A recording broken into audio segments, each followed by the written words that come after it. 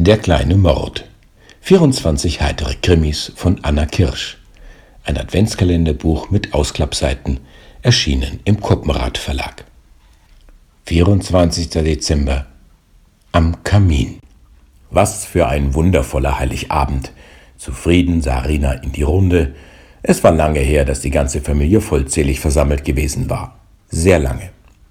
Doch jetzt saßen sie alle um die große Kaffeetafel herum, tranken Sekt und Kakao und bissen in Oma Ediths hübsch dekorierte Plätzchen.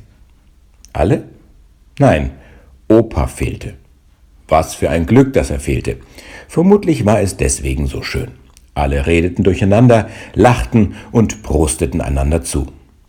Wie schade, dass es nicht so bleiben würde, denn nachher würde Opa kommen. Opa kam immer. Leider. »Wo steckt Opa?« krähte der kleine Theo, und alle verstummten, als habe Theo einen Schuss abgefeuert. Die fröhliche Stimmung hatte einen Riss bekommen. »Weiß nicht«, sagte Rina, und leise zischte sie ihrem Mann Karsten zu, »mal im Ernst, warum ist dein Vater so spät?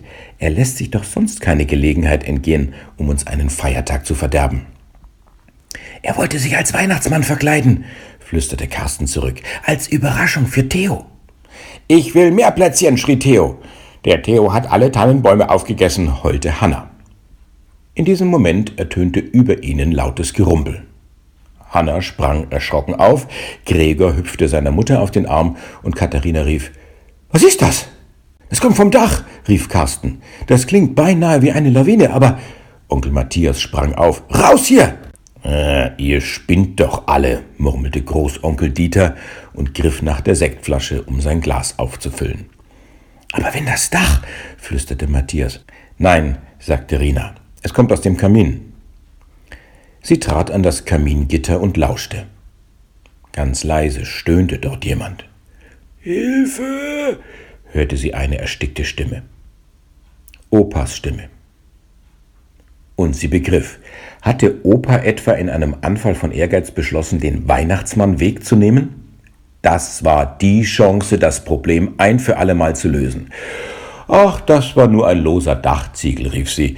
Sie lief zur Stereoanlage und drehte sie auf. »Morgen, Kinder, wird's was geben«, scholl es durchs Wohnzimmer. »Los«, rief sie ihren Kindern zu, »holt alle eure Instrumente, wer am lautesten ist, bekommt noch mehr Plätzchen.« Dann kniete sie sich vor den Kamin, um ein heiteres Feuerchen anzuzünden. »Was für ein wundervoller Weihnachtsabend«, rief sie, als die Flammen endlich lustig züngelten. »Ist es nicht schön, wie friedlich wir es haben? Frohes Fest euch allen!«